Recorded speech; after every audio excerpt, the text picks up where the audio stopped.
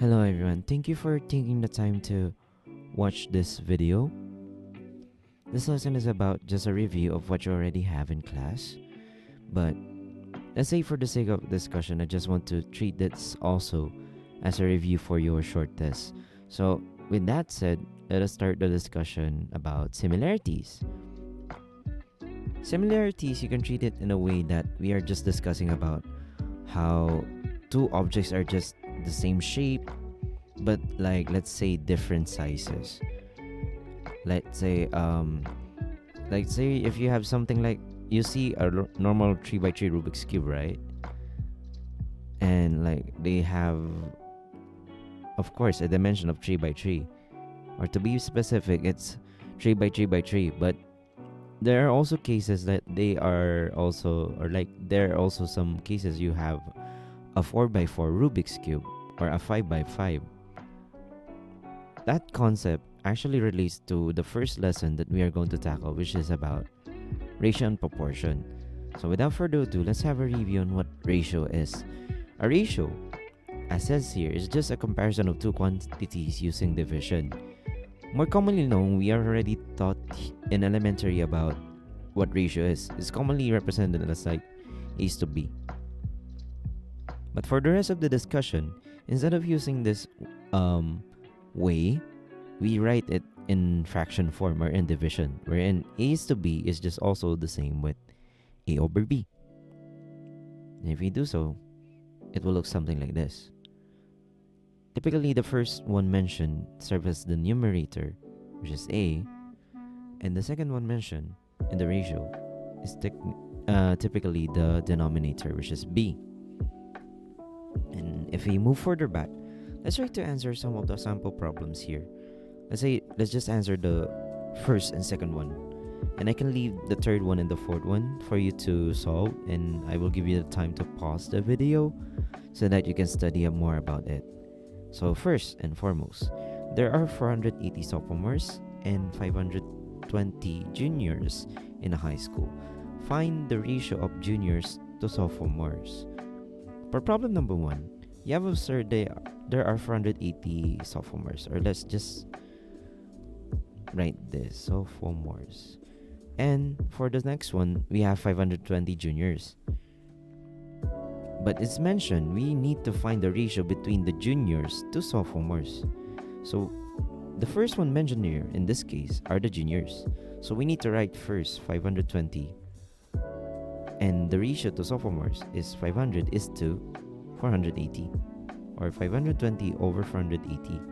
But in this case, we need to remind that we have to simplify a ratio. Okay, that concept is not included in the previous slide, but just in case, we write a proportion, or rather a ratio on this case, as a simplified version. If we can get their greatest common factor, or their GCF. So for both 520 and 480, the greatest common factor is 40. And if we do divide both the numerator and the denominator by 40, we can simplify the ratio that looks something like 13 is to 12. You can verify that using a calculator. And if you do so, you will arrive at the same thing. So we have an answer for the first one. For the second one, let's start with a strip of wood molding that is 33 inches long, is cut into two pieces whose length are in the ratio of 7:4. What are the lengths of the two pieces? In that case, we are mentioned first, or rather, let's focus on the given. The first one mentioned is that we are dealing with 33 inches long of wood, which is cut into two pieces. Those two pieces are in a ratio of 7:4.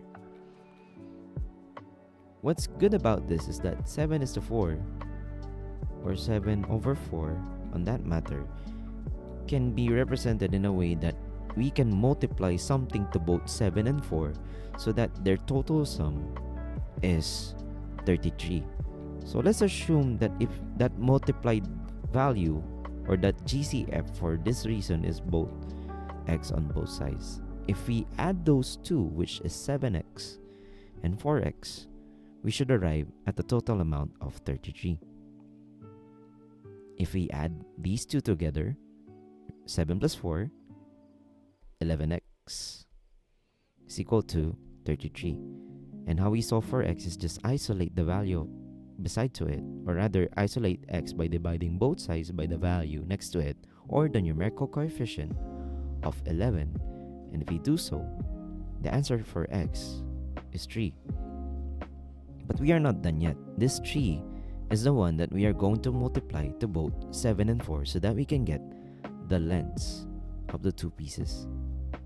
And if we do so, it will look something like 7 times 3 and 4 times 3. If we do so, the lengths of the two woods are now 21 inches and 12 inches, thus solving our question. For the next one, I will leave the solutions for you to solve on this one so that you can also take the time for you to analyze the problem. You can pause this part of the video so that you can solve it yourself. And with that, let us move now to the next part of the lesson, which is proportion. A proportion, in this case, I would also like to add an equation stating that two ratios or even more than that are equal. Thus, if we have something like A over B, which is one ratio, and if we equate it to another ratio C over D, now these two ratios now form what you call a proportion. Back in elementary, we used to write it as A is to B is equal to C is to D. When we do something like this, like multiplying that two outside terms, or what known to be the extremes, and we multiply the two inner terms, which is what you call the means, it just means that if this is indeed a proportion, the product of the extremes should be equal to the product of the means. That's it. Or if it's in this form, the fraction form, we commonly use cross multiplication. How does that work? We just simply multiply these two together, or rather separately to be precise. If we do that, A times D will be AD is equal to B times C, which is BC. Simple as that. Moving on, if we apply the properties of a proportion, we will have the following. Let's answer numbers 1 to 3, and I will leave 4 to 6 for you to answer. On this case, let us start. Given the proportion A over B is equal to C over D, you can manipulate it to have the following. So if indeed that is the term, so if you observe for number 1, it's A over C. You can observe the direction of A over C as like we're going from left to right. So, meaning, we have already mentioned the top one, so the bottom one has yet to be mentioned.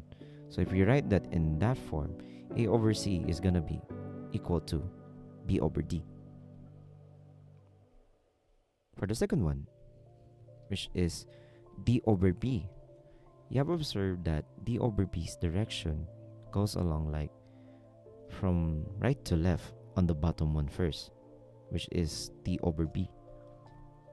So once we are left with the top one from right to left. So we can write that as C over A. And for the third one, you have observed that we can see B over A. B over A goes from bottom to top from the left side only. So what's left is that we also do the same from bottom to top on the right side. So we have B over A is equal to D over C. I will leave the rest again for you to solve number 4, 5, and 6.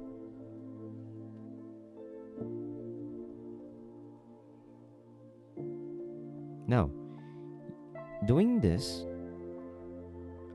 for you to solve numbers 1 and 2, I will solve now 3 and 4 so that it is balanced in difficulty. By doing so, let us answer number 3. So number 3 goes along that it's x over 5 is equal to 12 over 15. If we remember earlier, a over b is equal to c over d, we do cross multiplication, thus arriving at AD is equal to BC.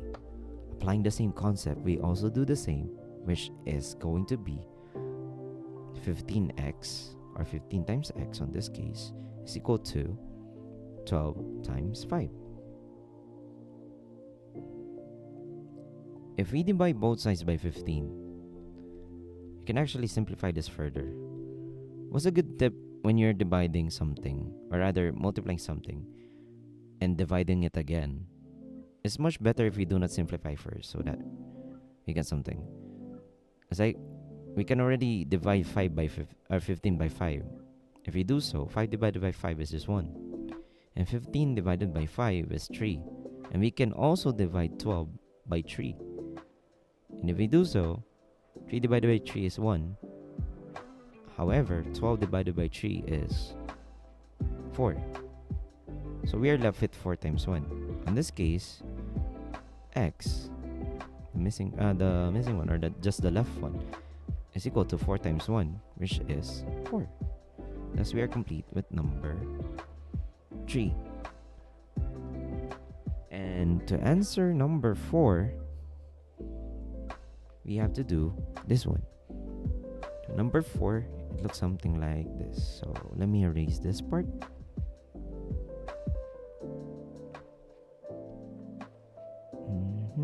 Okay. So number 4, it goes along that the given is x plus 6 over x minus 3 is equal to x plus 4 over x. First things first, we cross multiply. If we do so, it will look something like x times the quantity of x plus 6 is equal to x minus 3 times the quantity of x minus 4. It's x plus 4. Sorry. It's gonna be the quantity x plus 4. Doing the multiplication on this one, we will arrive at x squared plus 6x is equal to x squared plus x minus 12. If we simplify this, we can already cancel this because we both see x squared on both sides of the equation. If we transpose either one of them, you'll arrive at 0 because x squared minus x squared is 0. 6x minus x is equal to negative 12. And if we further solve for this one, 6x minus x is 5x, and this will be equal to negative 12. Divide both sides by 5, the answer is x is equal to negative 12 over 5. Now you're done with the answer.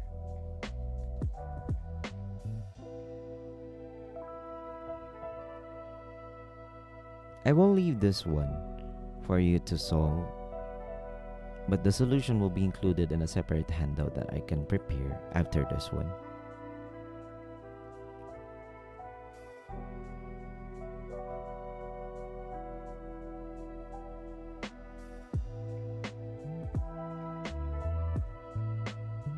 Okay, with that out of the way, let us now focus on similar polygons. Similar polygons have two properties. It's either one of them. If you can say either one of them exists, therefore you can say that two polygons are indeed similar. The first one being that similar polygons have congruent corresponding angles, and number 2, or specifically, or number 2, they have proportional corresponding sides. What does that mean? It only means if we have corresponding angles, it just means we are looking for their congruent angles, or like the angle that corresponds to each other. If we have a given ABCDE is similar to polygon element of P, whatever the first letters that are mentioned on this case, A and L, it means A corresponds to L, and same goes for the other ones. Angle B corresponds to angle M. Angle C corresponds to angle N. Angle D 4, 5, 4. 1, 2, 3, 4. And angle E corresponds to angle P. That's it. Oh, by the way, the symbol for similarity is this one.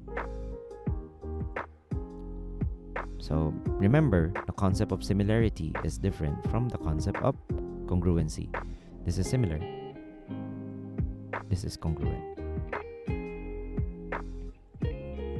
And the second property that says that two polygons are similar is that the corresponding sides are indeed proportional. What does that mean? It means if we have an observation like earlier, when we notice their placement in letters, like let's say if we look at AB, this AB corresponds to LM,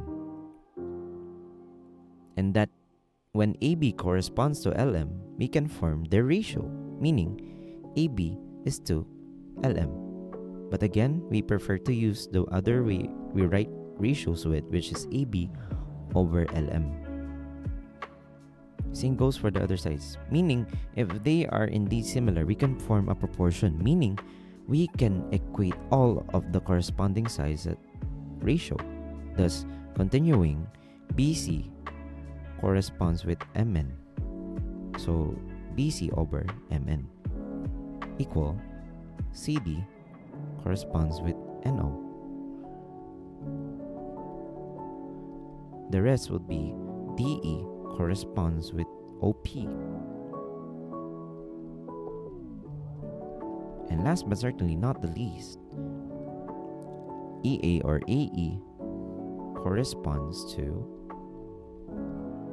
LP.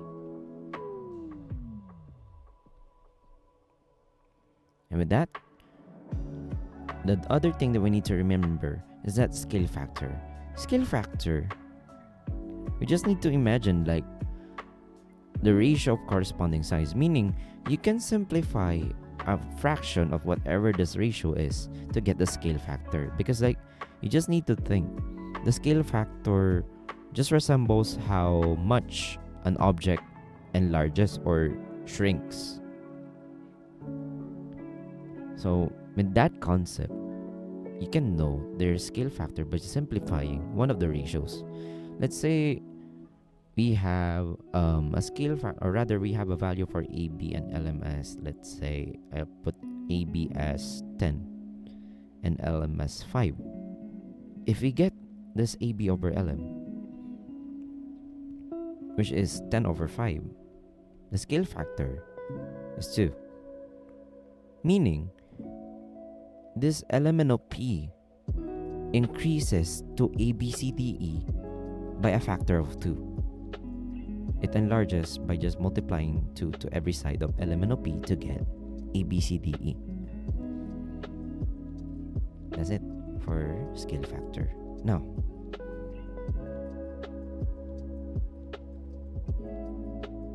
for exercise, if on this case we see that ABC is similar to RST, list all pairs of congruent angles and write a proportion that relates to their corresponding sides. If we do so, we will have the following. Let's start. So let's try to name all the corresponding angles that are congruent indeed. So if this is in order, A B C, it looks like this: A B C, and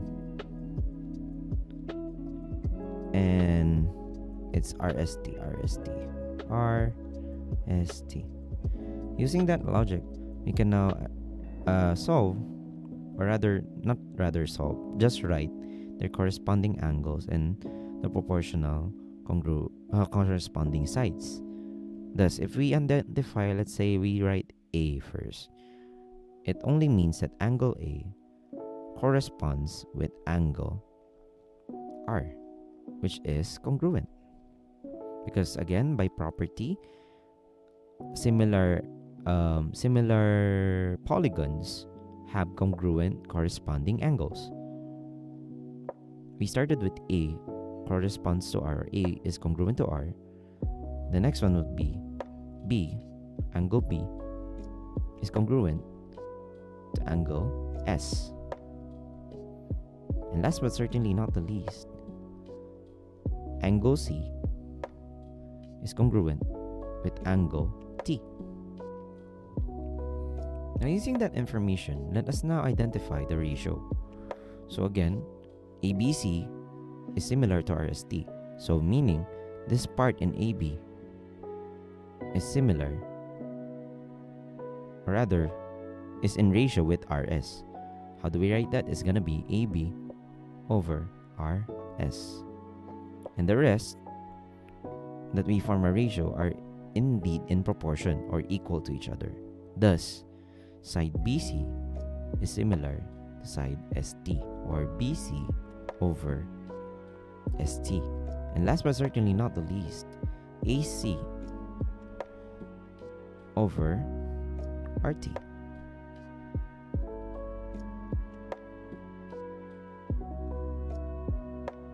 Now let's move.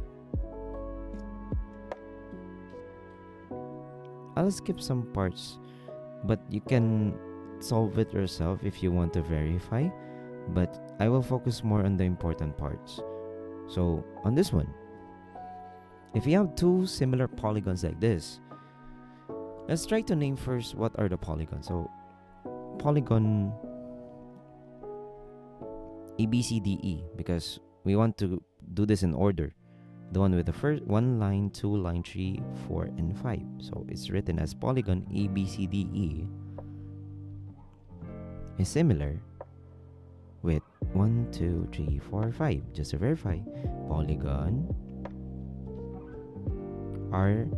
RSTUV. Using that information, let us find X and Y. The first thing that we need to look first out of everything is that we need to find a corresponding sides, or rather a corresponding ratio that we can form that already has a value to it. If you look closely, AB already has, let me change that, already has similarity with RS. So in other cases, AB over RS already has a value, or rather, we can already substitute a value to it. And we can use these two, or this ratio, for us to solve X and Y. Let's try to first solve for X. So if AB over RS forms a ratio, which part forms a ratio that we can solve for X? It's gonna be CD over TU. CD over TU. Let's try to solve this. AB corresponds, or rather, the value of AB is 6 and RS is 4. And it's equal to CD, which is X, and TU, which is 3. Let us be reminded that, again, we solve this using cross multiplication. Thus, when we solve for it, the value will now become something like 4x is equal to 18. And if we divide both sides by 4, the answer for x is going to be 9 over 2.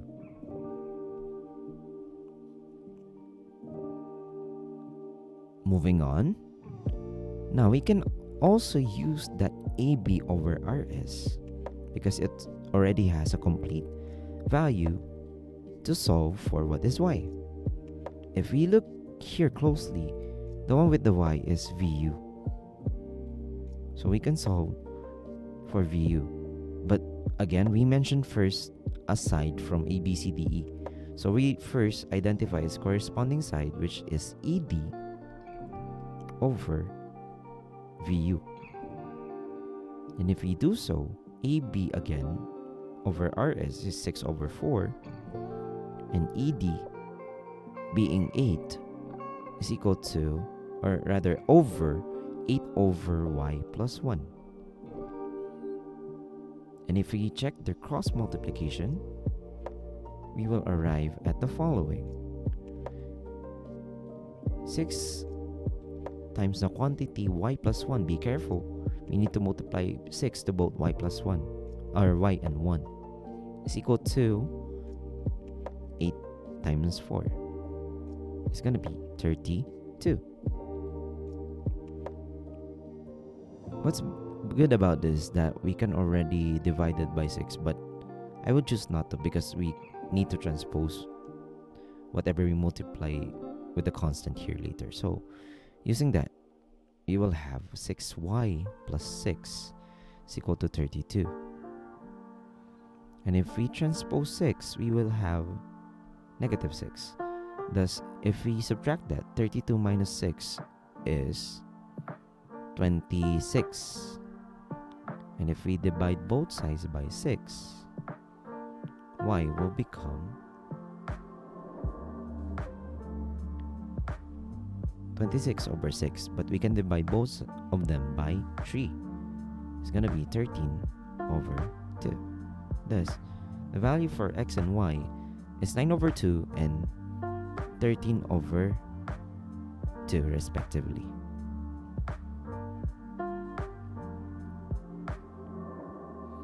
You can have an exercise on your own as well if you want to solve for this one.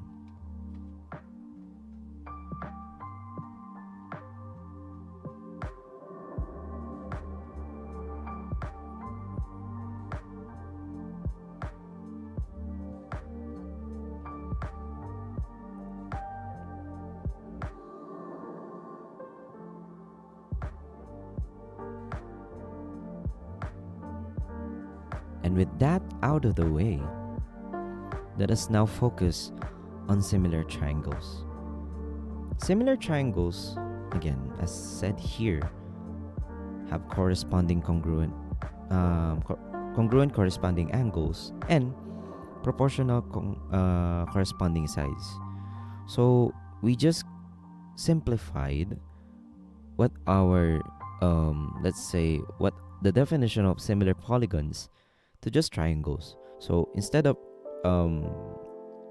4, 5, 6 sides, we just deal with 3.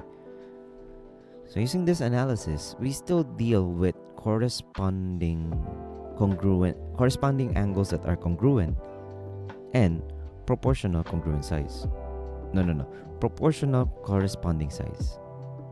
Thus, if we look carefully, if ABC or triangle ABC is similar to triangle XYZ, we will have the following relationships, wherein angle A is congruent to angle X, angle B is congruent to angle Y, and angle Z is congruent to angle Z. Using this information, side AB or AB over XY forms a ratio that is also equal to BC over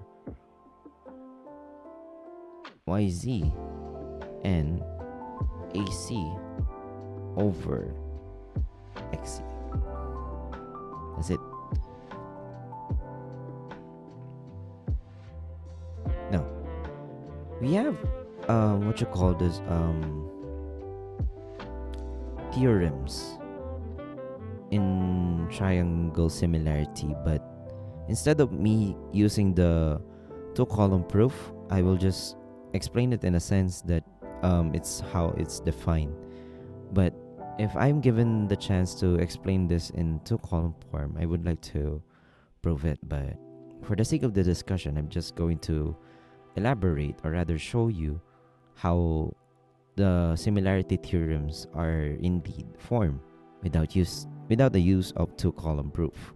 So the first one here is SAS. What does SAS stands for? It's side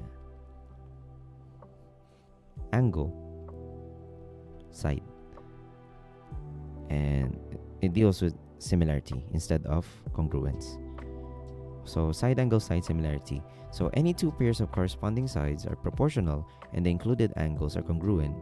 It deems that two triangles are similar by SAS. If you can see that if we look into this, so we can see that angle B and angle T are indeed congruent. And if we observe their corresponding sides, which is AB over RT, AB over RT should be equal to BC over TS. Let's check.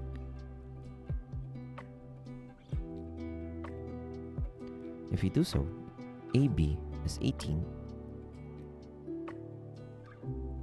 RT is 6, should be equal to BC, which is 12, and TS being 4. If we check their cross multiplication, 18 times 4 is 72, and 6 times 12 is also 72, which is both equal. Thus, as you can see, we have two sides that are in ratio and an included angle. What do we mean when included angle? It is in between of the two sides. You can see you have a given side and a given side, and they are in between, or rather the angles in between the both two of the sides that are already given. Thus, A can be denoted as an included angle.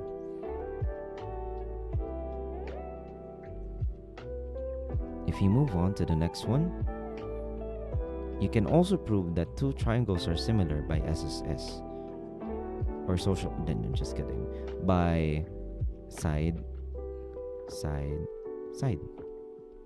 similarity.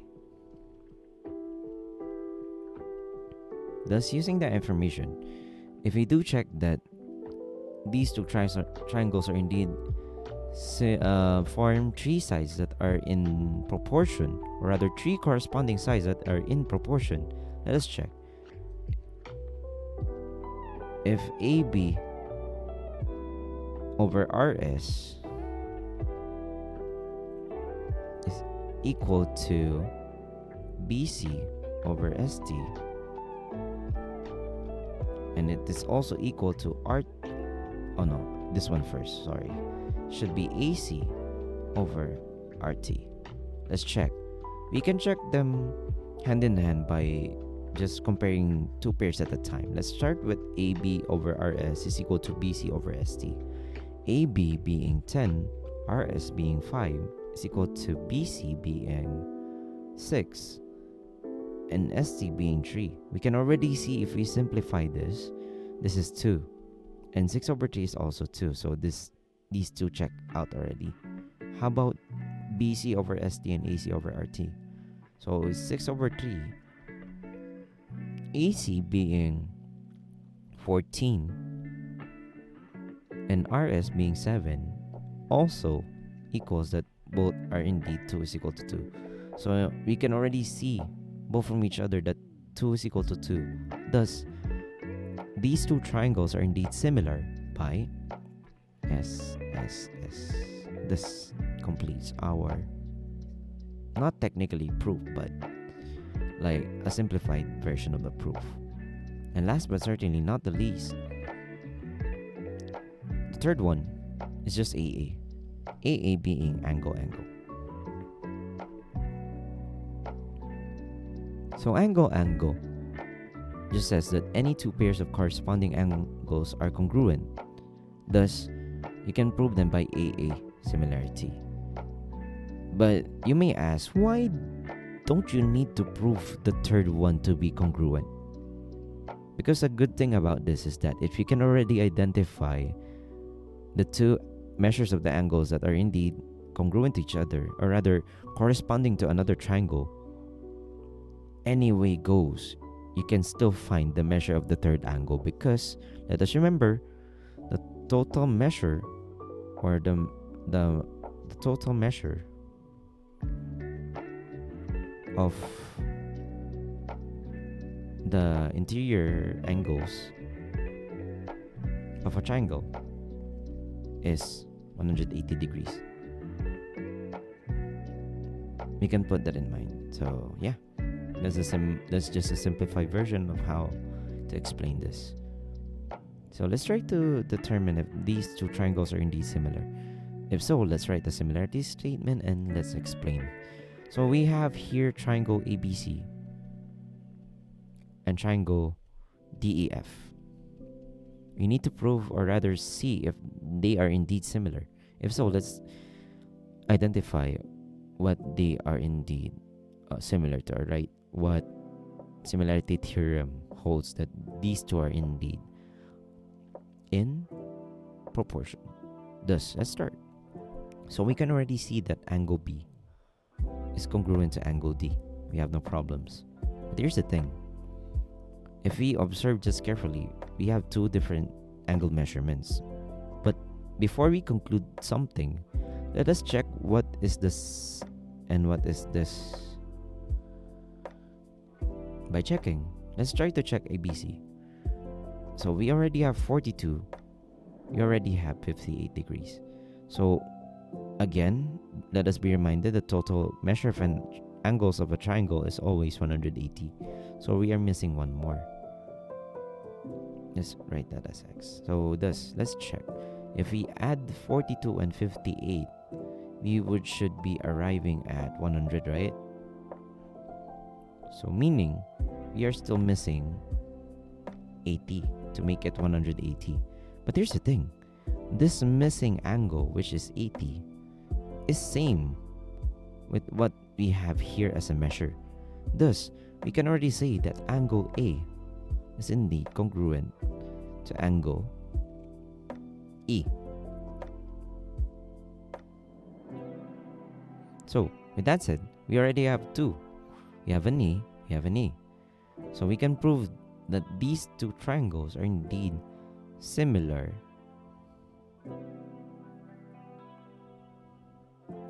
by angle or AA, or more appropriately written, because we mentioned first A, which is 80, so we should write angle ABC is similar to whatever is mentioned here first as 80, then we go to 42. On this case, should be angle ABC, or triangle ABC is similar to triangle EDF. That is a more appropriate way on how we should write this. So yeah, any questions that you would like to share, you can just message me afterwards. This one. So determine whether the triangles are similar. So write a similarity statement, explain your reasoning.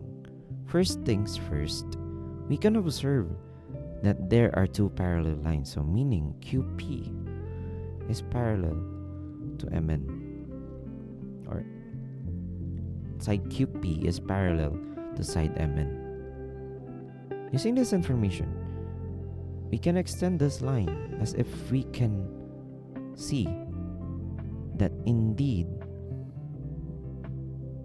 this looks like a figure that we have already discussed before, which is a parallel line or two parallel lines cut by a transversal, wherein we can observe the relationship between angles on which are indeed congruent to each other. In this case, angle M is congruent to angle P. What is the reasoning? because we can remember that they are indeed alternate interior angles. And alternate interior angles are congruent. Another thing that we can get from here is that angle x is congruent to angle x, or to be precise, angle PXQ is congruent with angle MXN. What is the reasoning behind that? Because vertical angles, or the opposite angles of a vertical angle, are congruent. Thus, we already have two angles. If we write them, it's angle P is congruent to angle M, and angle PXQ is congruent to angle MXN. We have an A, we have an A, thus proving these two triangles are indeed congruent, or rather, no, these two triangles are similar by AA, similarity. Those two triangles being triangle PXQ is similar to triangle MXN.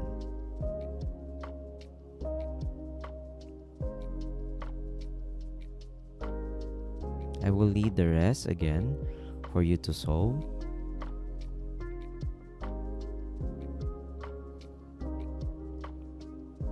This is the solution.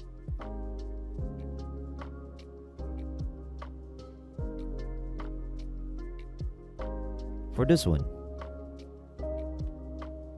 let's determine whether the triangles are similar. If so, write a similarity statement. Explain your reasoning. So, without further ado, let's start. On this one, you can observe that you can actually form two triangles, where in those two triangles, this one is the smaller one being M and P, and the bigger one, which looks something like this,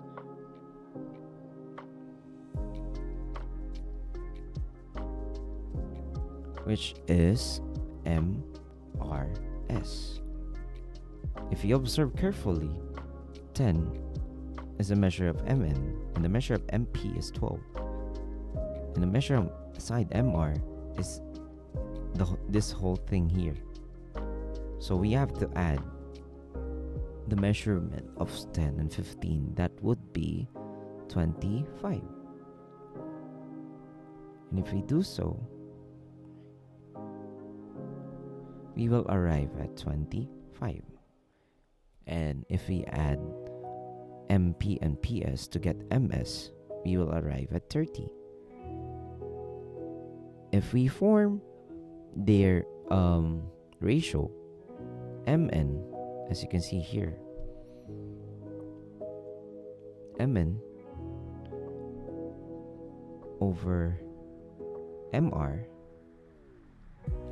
is equal to MP over MS. Let's check if they indeed form a proportion by substituting 10 over 25 is equal to 12 over 30. If we check those cross multiplication, conveniently the answer is both 300. Thus, confirm that we have two sides that form a ratio that is in proportion. Last but certainly not the least, we can observe both of them have the same angle M, which is angle M, or more appropriately written, I should put this in the middle, angle M is congruent to angle M. Thus, we have an angle or an included angle. Thus, triangle MNP is similar to triangle MRS by SAS. If we scroll down, you can also see the solution here being this one.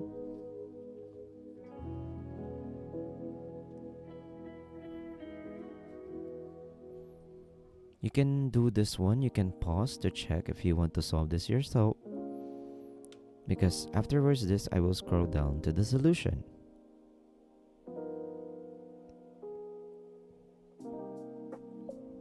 And here is the solution.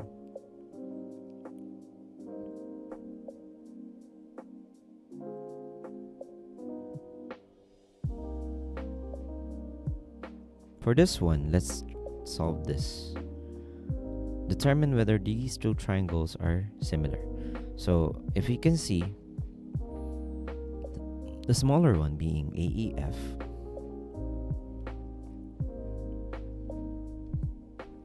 and the bigger one being ACB. If you get their measurements, AE is 9, AF is 10, AC being 9 plus 3, which is 12, AB being 10 plus 5, which is 15. So if we look carefully, it's just AE, which is 9, over AC, which is 12, is equal to AF, which is 10, over AB, which is 15. If we simplify these fractions, it will look something like 3 over 4 is equal to 2 over 3. If you get their cross multiplications, however, it will become 8 and 9, and 8 and 9 is not equal to each other, thus proving that these two triangles are indeed not in proportion.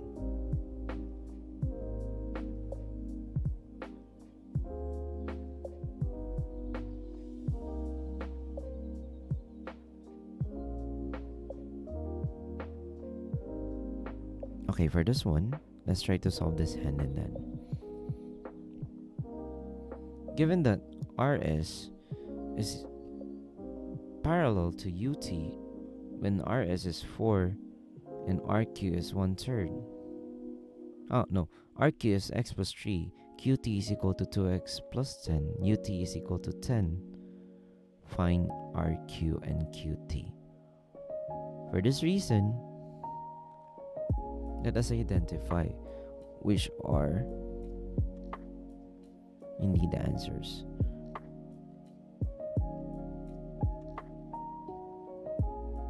So if we do the following, it will look something like this. So let's carefully analyze this problem. Thus, if we have this, if we compare, let's say, the smaller triangle being RS here can form a ratio to UT. So we can use RS over UT is equal to RQ being another one in the smaller triangle, which can form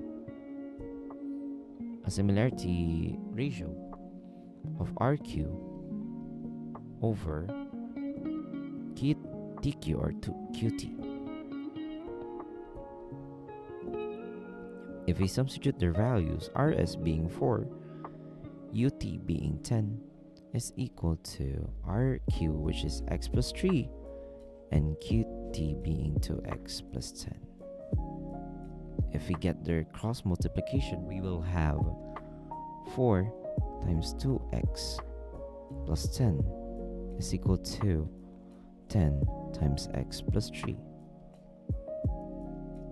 If we distribute their values, it will look something like 8x plus 40 is equal to 10x plus 30.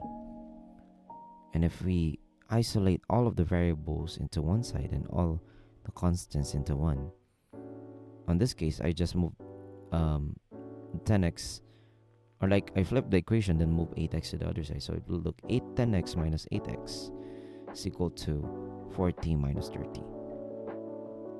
So 2x is equal to 10. And if we divide both sides by 2 to solve for x, the value is gonna be 5. But we are not done yet. We will use this 5 to solve for what is RQ and QT. RQ being x plus 3, and the value of x that we solved earlier is 5. If we add 3, RQ is now 8. And for QT, it's going to be 2x plus 10. 2 times the quantity of 5 plus 10 is equal to 10 plus 10. So the answer for QT is 20. So we now have the solution or the answer to the question.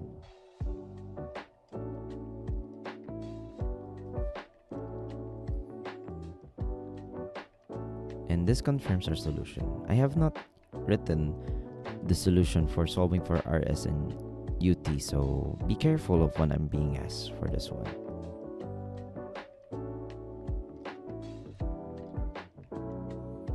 If you move on now to this one, I would like to re-explain this part because I really enjoy this problem so much. So it says here, a ladder rests against a wall and touches the vertex P of a square.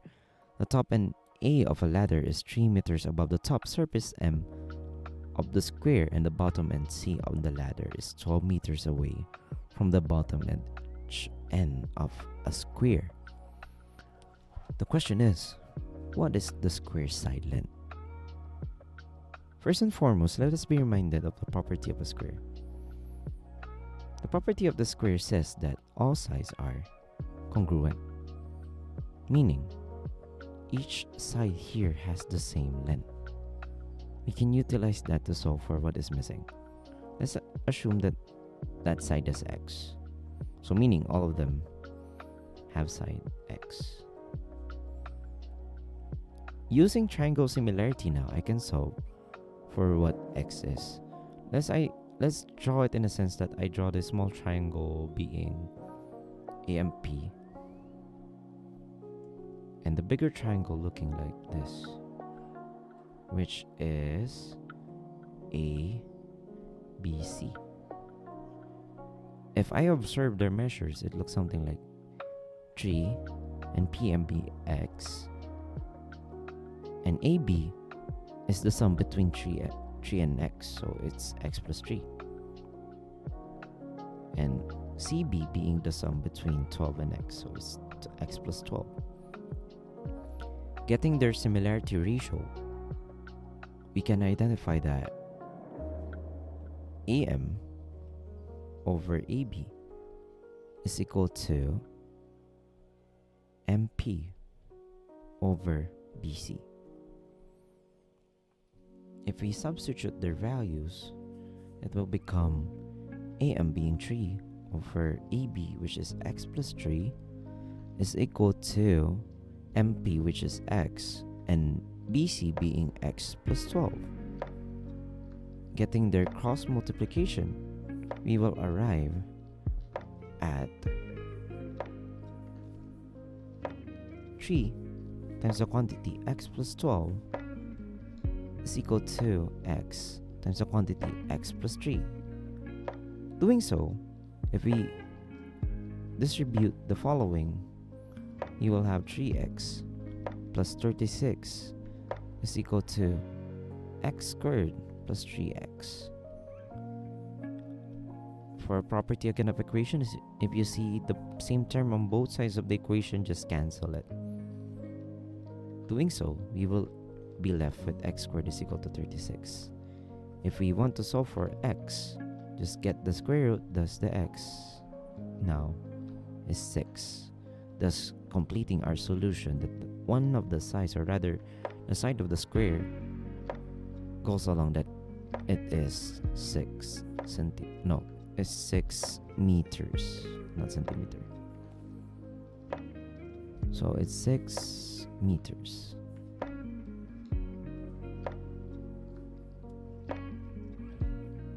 Okay. So far so good. So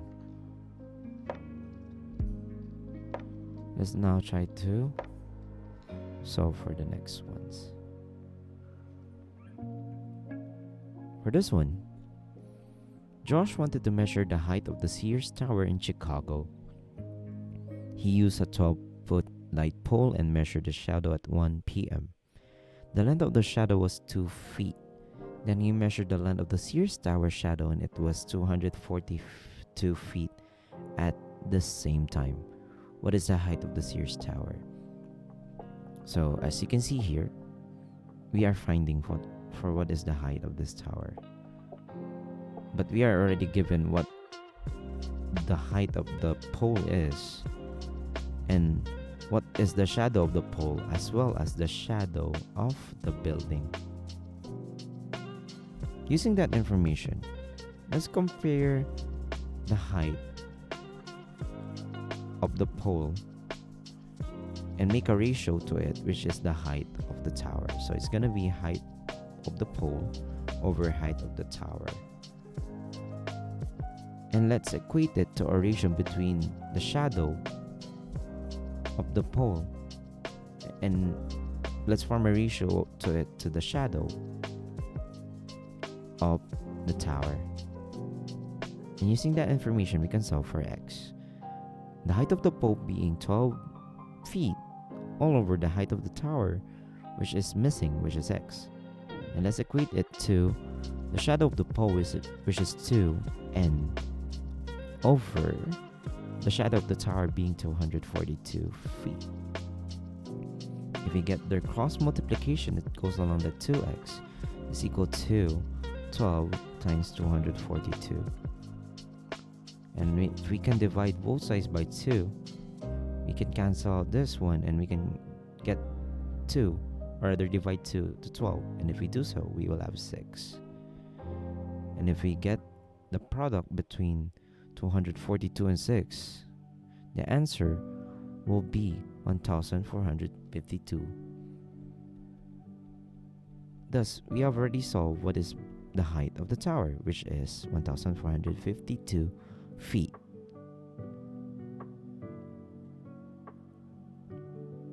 Thus indeed showing our solution.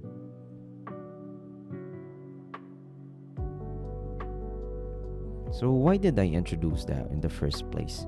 Because I would like to introduce this person who is Thales of Miletus. He is known for being a legendary founder of Greek geometry because he was the one who pioneered measuring the heights of the building using only a comparison between the shadow of his step to the shadow of the column. And using the information again of the height of the pole, you also get the height of the column itself, and it looks something like this.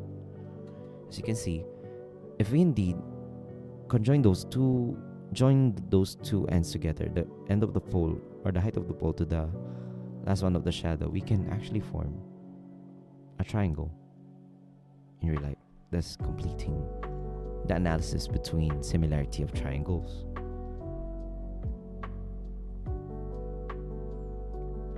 If we elaborate this, it looks something like this.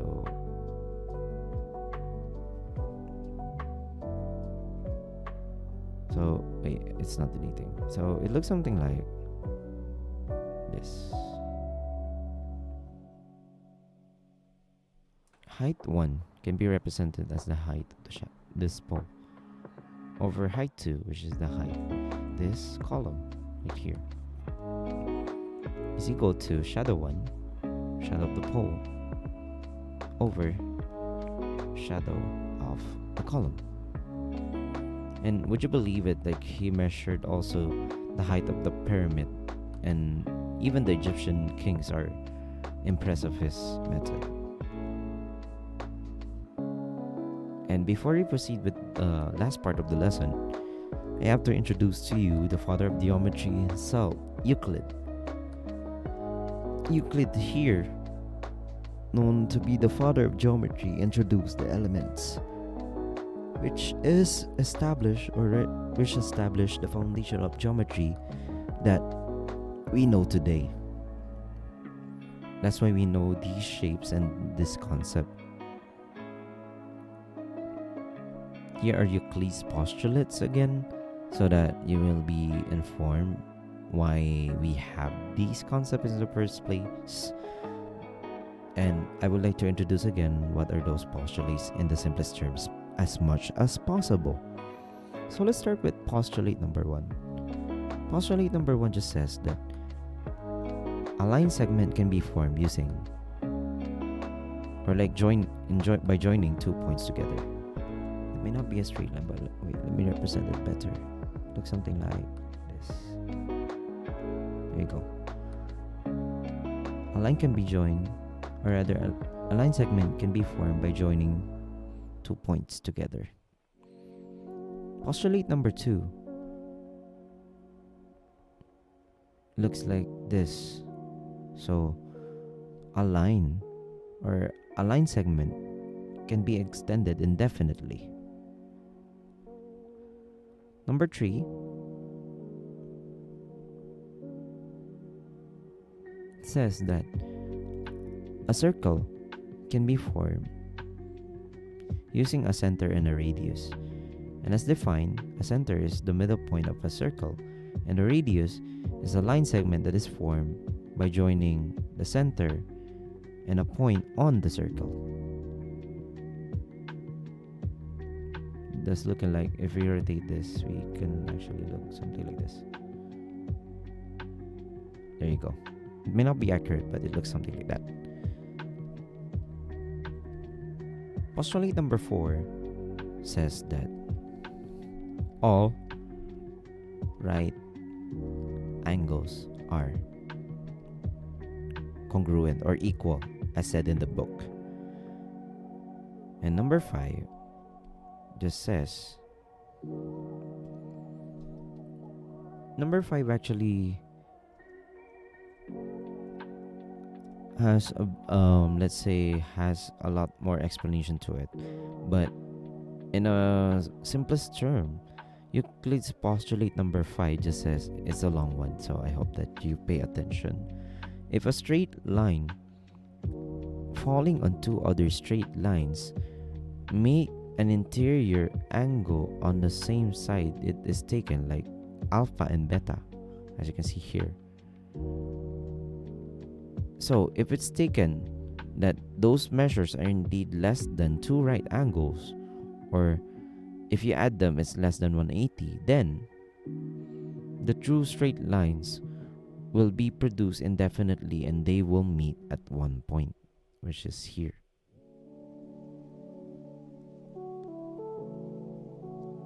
So guaranteed, if you have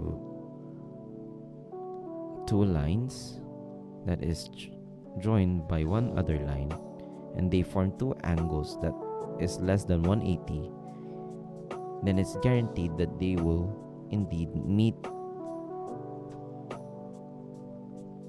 on one point. But what's good about this is that we can get the corollary of, or rather another form of how postulate number 5 is explained. So this is another theorem that was formed. So it just says here, for every line L and a point P not on line L, there exists a unique line or one line that is indeed parallel to L. That's just it. So that is postulate number 5. Now, using that information, let us now move to our actual lesson. So, it says here, if a line is parallel to one side of a triangle and it intersects the other 2 sides of the triangle, then it separates those sides into proportional parts. This only works if a line crossing to the triangles is parallel to one of the sides. If, let's say, it says here, if XY is parallel to CB, then you can form the ratio that AY is AY forms a proportion, or rather a ratio to YC that is in proportion with AX over XB, as seen here. Oops, what's happened? Man. So AX over XB. So let's check if that is true later on. Let's focus first on triangle mid-segment theorem. A mid-segment, again, let's be more technical to this. A mid-segment of a triangle is parallel. Take note, if it's a mid-segment, it is parallel to one side of the triangle, and the measure of the mid segment is half of the side that is parallel to it. So let's focus first on side AD. You have your side AD, right? So side AD, if we get that side and we measure, let's say we find its midpoint around E. E is a midpoint of AD. Thus, it divides AE or AD into two equal parts. That's why you can see there is a marking between side AE and side BE, because the midpoint E divides this side into two equal parts, which is AE and ED. Same goes for here. Let's focus on side AC. We find the midpoint around B. So B is responsible for dividing AC or side AC into two equal parts, which is AB, that is congruent with BC. Using that information, you can now identify that you can get EB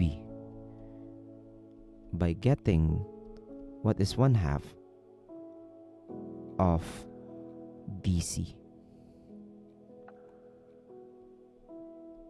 or one half of the side that it's parallel to.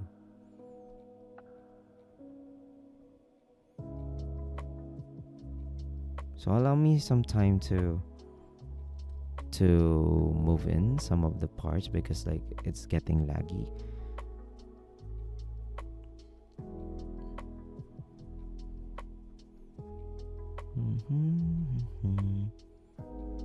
There you go. Let me copy this and let me add another page to this one, and let me paste this here. So going back, let us now move to the third part, which is parallel lines and proportional parts again. So the third one that I have to introduce involves three parallel lines, or three or more lines that are parallel. Let's say identified at this here, this here, and this here lines. All right, this line here's, these three lines are parallel to each other, and if we intersect two transversals, let's say transversal 1 and transversal 2, like this, it cuts the transversal into two proportional parts. Let's say I have let's keep it separate. Let's say it's here. These are the transversal. Let's say I have A, B, C. This is D, E, F. Take note, if we have three parallel lines like here, and we have two transversals, which is this one and this one, it means the transversal, or rather, the transversals are cut into proportional parts. So, let's say if we want to get AB over BC, in this case is this one over this one, we can form a ratio to each other, which is AB over BC is equal to the ratio of the other transversal, which is DE over EF. We can even get the whole thing of AC and compare it to one part, which is BC. Let's say AC over BC is equal to what we just did. Let's get the whole thing, which is DF over its part, which is EF.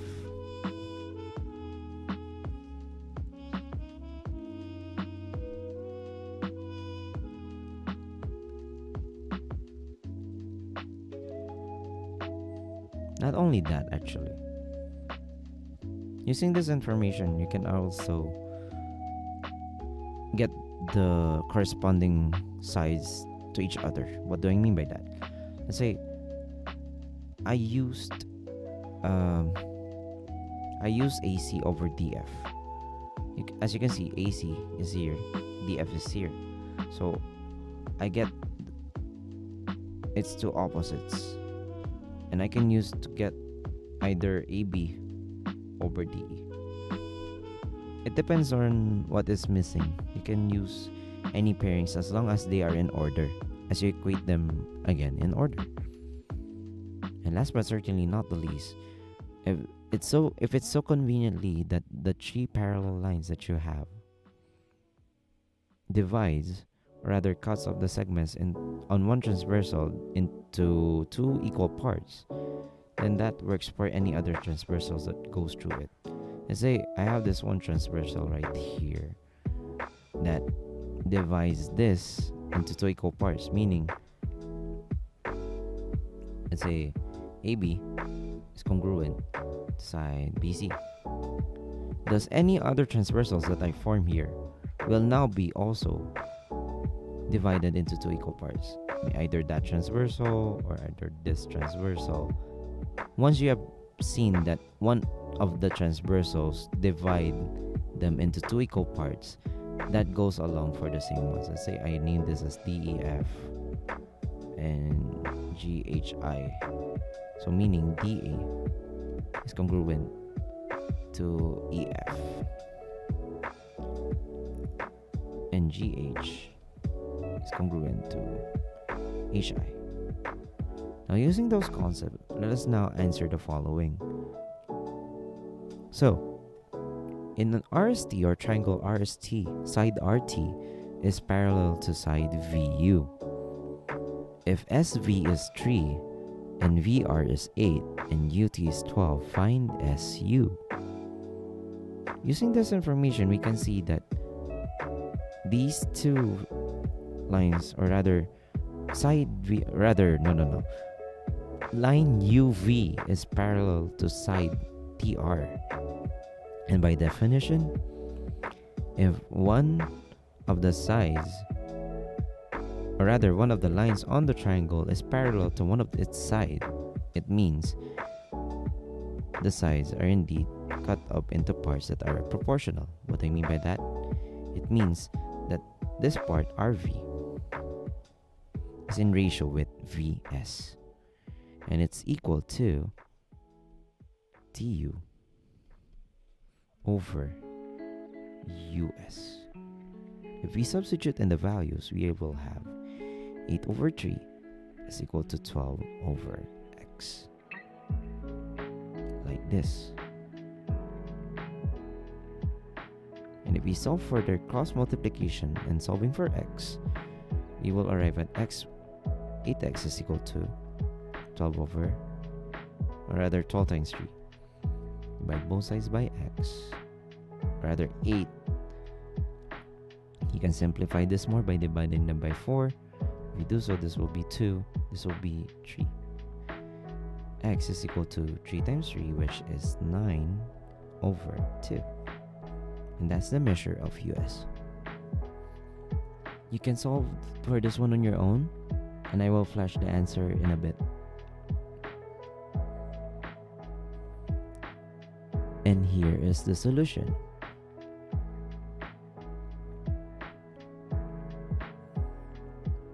This one,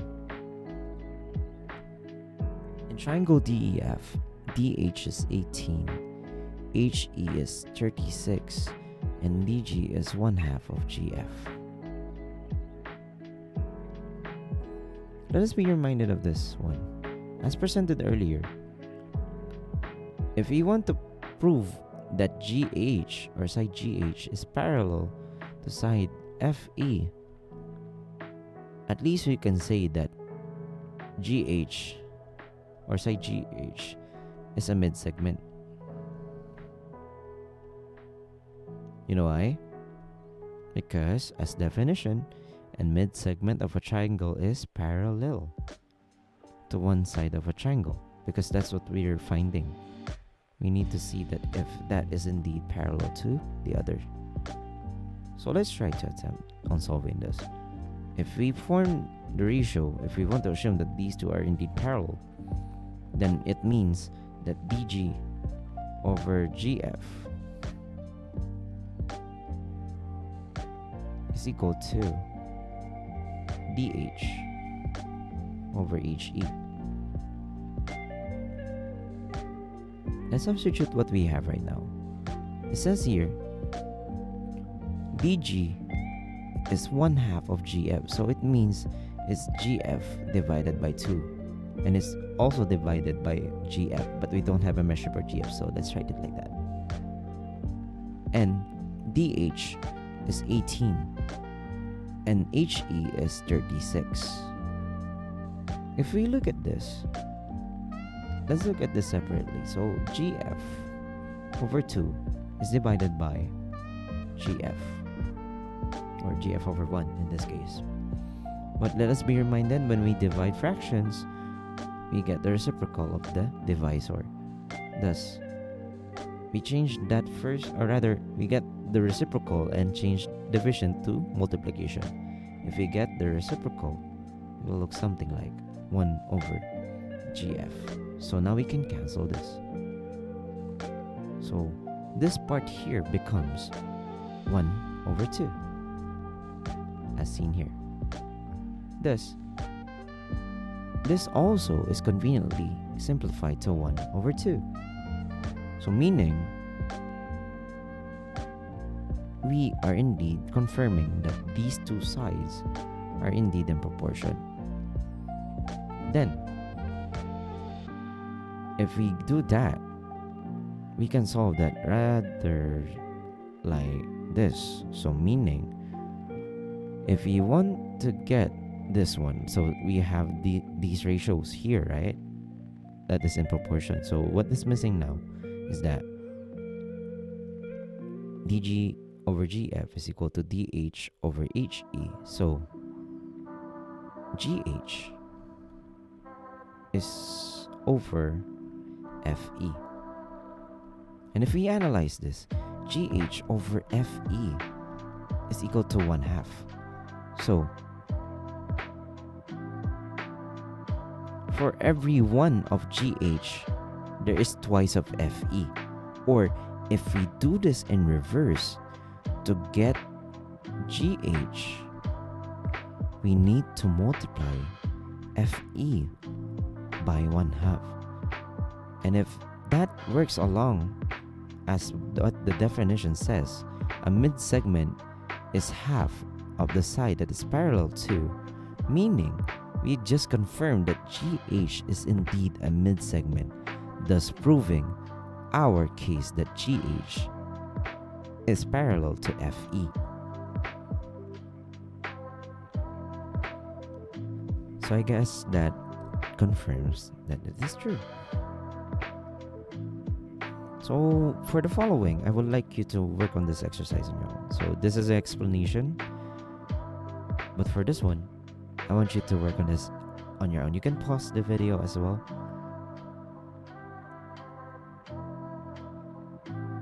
And once you're done, here is indeed the solution. Let's check. In the end, these two are not indeed parallel.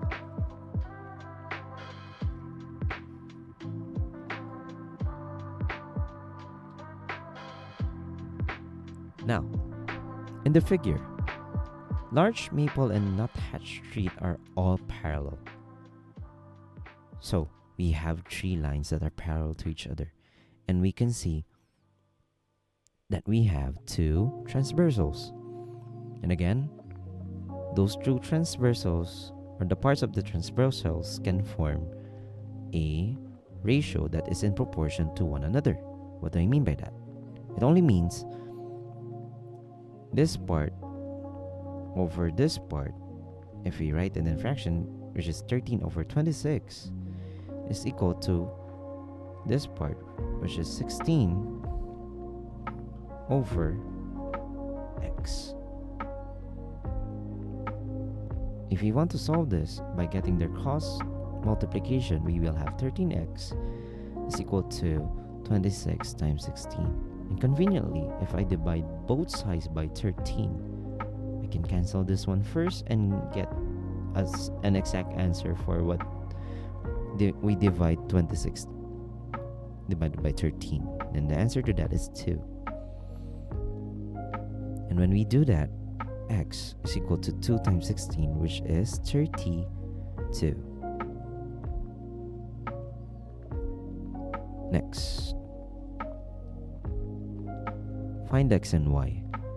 On this one case, you have observed that we can see that these two are indeed congruent to each other, thus we can equate them. Same goes for when we want to solve for x. If we do so, let's try solving for x first. So 3x minus 7 is equal to x plus 5. That is solving for x. We will have 3x minus x is equal to 5 plus 7. And 2x is equal to 12. So x is equal to 6. For y, we have 9y minus 2 is equal to 6y plus 4. And if we do solve this using equality property, we will have 3y is equal to 4 plus 2. 3y is equal to 6. Dividing both sides by 3, the answer is y is equal to 2. Confirming our answers here.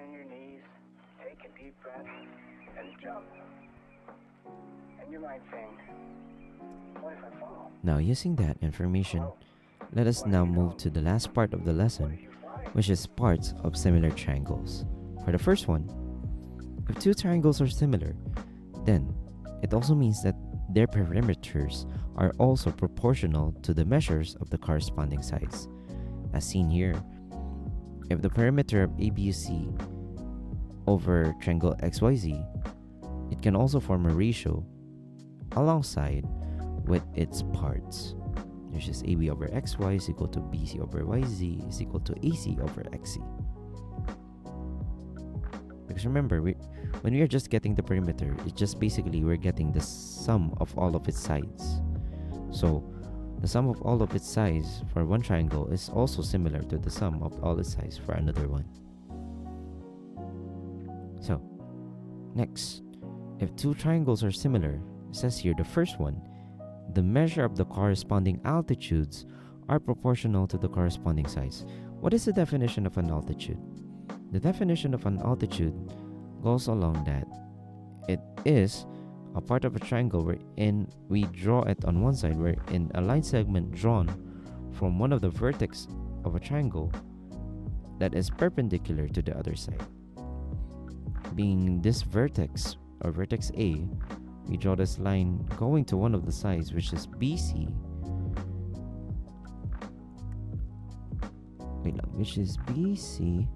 and it is perpendicular to that side.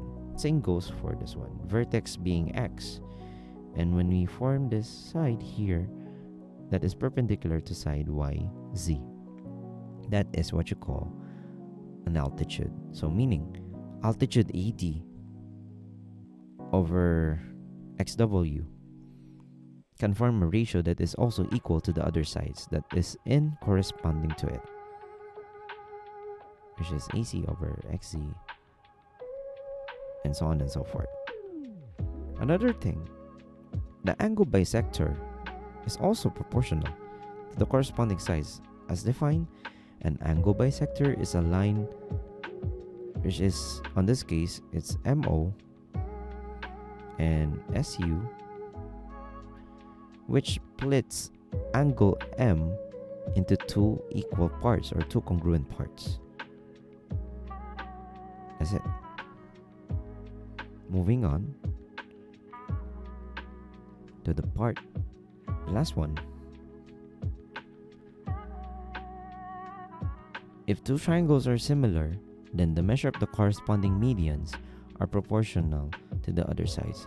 Median on this case, IG, is a line that splits one of its sides into two equal parts, because a median here, or the point that forms the midpoint being I, splits hj into two congruent parts, meaning hi and ij is congruent.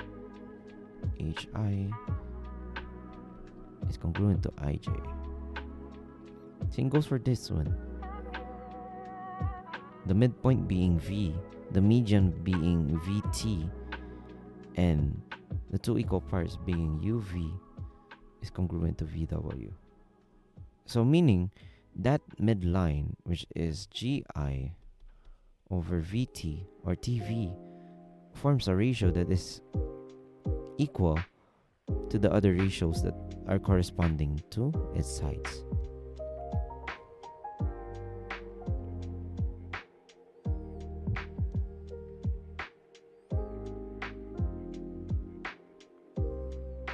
So, one last thing, an angle bisector in a triangle cuts the opposite side into segments that are proportional to the other sides. What does that mean? So it means if we have an angle bisector AC or CA on this matter, if it indeed divides angle A into two congruent parts, that means the side, which is the opposite side that it forms, which is BC, forms a ratio with CD that is equal to a ratio that is formed from this one, which is AB over AD. And if we look on this one, this angle bisector EG divides the sides FG and GH. So we can form a ratio FG over GH is equal to EF over EH.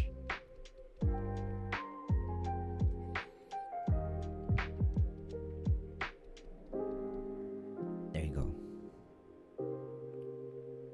So let's try to check this one.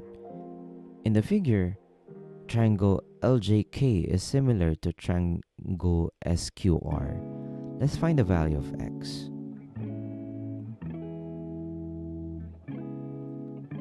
In this case, if you want to analyze, what is this line? This line in TR is actually a median. You know why?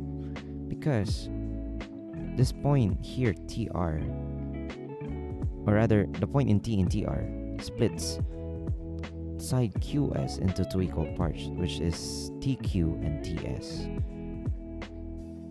So with that out of the way, meaning QT is congruent to TS. Same goes for this one. Point M serves as a midpoint that divides JL into two equal parts. In this case, it's JM, or side JM is congruent to side ML. Now with that out of the way, we can form a ratio wherein these two medians are indeed in ratio, meaning TR, or rather just TR over KM is equal to either TQ over MJ. Using that information, TR is 8, MK is 12, then TQ or QT is 5, and MJ is X. Now we can solve for the value of X by getting their cross multiplication, which is 8X is equal to 12 times 5. If we both divide this by 8, we can simplify this by dividing 12 and 8 by both 4. 12 divided by 4 is 3. 8 divided by 4 is 2. So thus, if we solve for x, it's equal to 3 times 5, which is 15 over 2. And thus, we conclude that this is indeed the answer. Let's move on to one more. In this case, now we are including an altitude, because again, it's one of the lines on a triangle that forms when a vertex is connected to one of the sides and forms a perpendicular line, or rather a right angle that is perpendicular to one of its sides.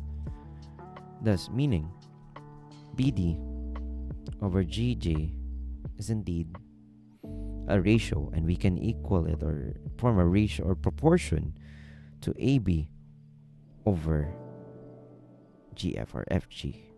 So BD being 9, GJ being 6 is equal to 21 over X. If we solve for that, it's going to be 9X is equal to 21 times 6. If we do so, divide this by 9 on both sides, X is going to be equal to, we can divide both of this by 3. If you do so, it's going to be 7, and this is 3. And I can also divide this 3 to here. This is going to be 1. This is going to be 2. And if we multiply that, the answer to X is 14. Thus confirming our solution. And I think this is the last one. Oh, there's the last one. There are 2 more. Okay. Find X. In this case, we can actually use that information wherein this is an angle bisector. Thus, if this is an angle bisector, thus the side that divides the angle bisector actually forms a proportion, meaning this is in proportion with this one, or rather this forms a ratio. Thus X over 6 is a ratio that is equal to 15 over 9. And if we do so by getting their cross multiplication, 9x is equal to 15 times 6. And if we divide both sides by 9, the answer is gonna be, you can divide 3 here, this is gonna be 3, this is gonna be 5. If we can divide 3 here again, this is gonna be 2, and this is gonna be 1. And if we do so, the answer is X is equal to 10. Let's confirm. There you go. And last but certainly not the least, let's solve for n, wherein we can again use that concept that n over 21 is equal to 5 is to 7, and 21, the shorter being the longer, the shorter over longer. Getting their cross multiplication, 7n is equal to 21 times 5. Thus getting their division of, or divided by 7, the answer will become n is equal to 3 times 5, which is 15. And so it seems. And I guess that's the ending for this video. I hope that you enjoyed. If you have any question, just let me know. If you have queries, you can message me immediately or via email. And with that, thank you for watching, and I hope you have a good day. Bye bye.